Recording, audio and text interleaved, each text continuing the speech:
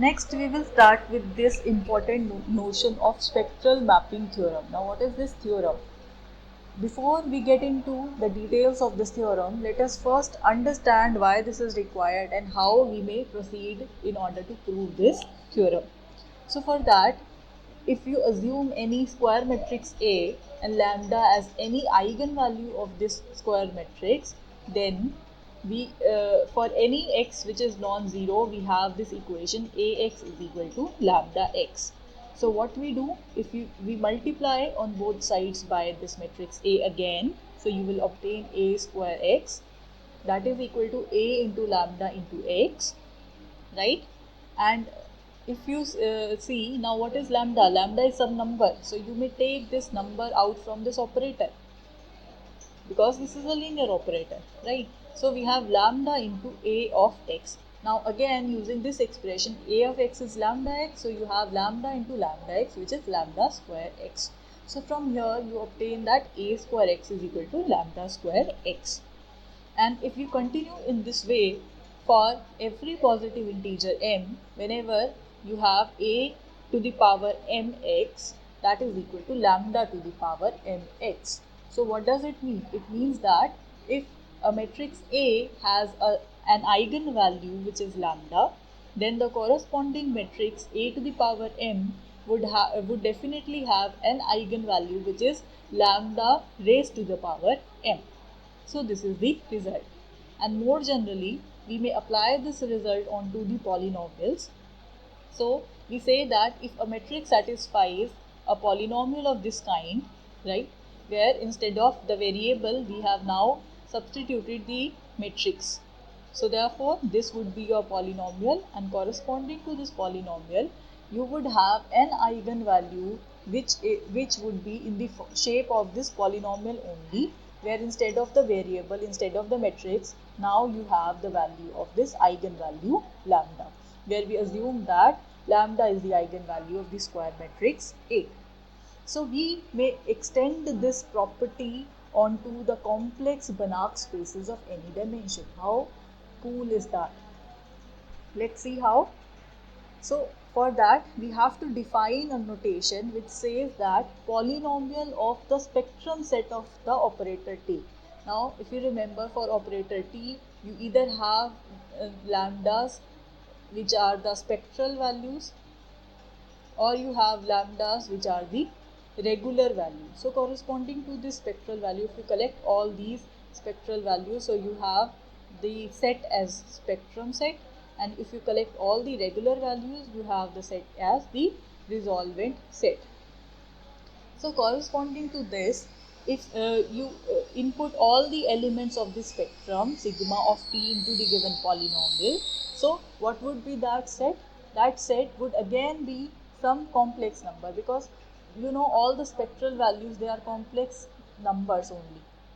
And if you input some complex number into the polynomial, so after calculation this would again reduce to some complex number. So it will, the polynomial consisting of the spectrum, it will have all the complex numbers, such that whenever you input uh, any spectral value here taken from the spectrum into the polynomial, you have some number, that number is nothing but the complex number. So this is the notation and we shall be using it, right? So in other words, we may also write that, suppose this is the polynomial p of x, which is a(n)x to the power n plus so on.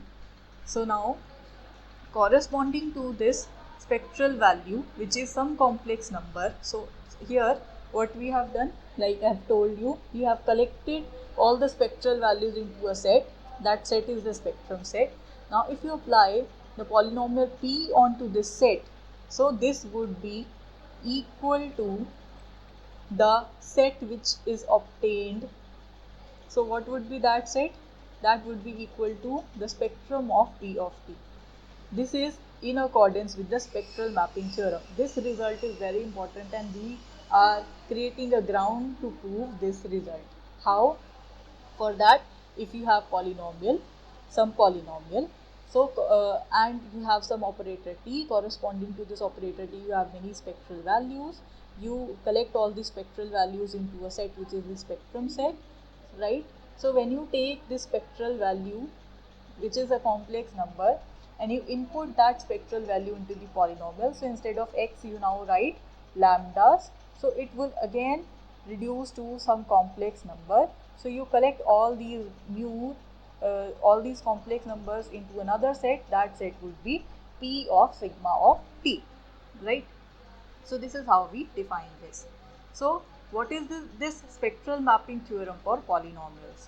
For that, if we assume that if X represents the complex Banach space, right? So we define some operator T, which is bounded linear operator defined on this complex Banach space, and we also define some polynomial P lambda, which is an n degree polynomial in lambda.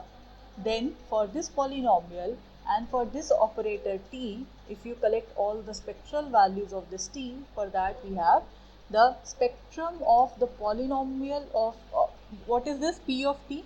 P of T is an operator where this operator is inputted in the form of this polynomial. So instead of lambdas, you have the operator t to the power n, t to the power n minus 1, and we have the identity operator with the constant.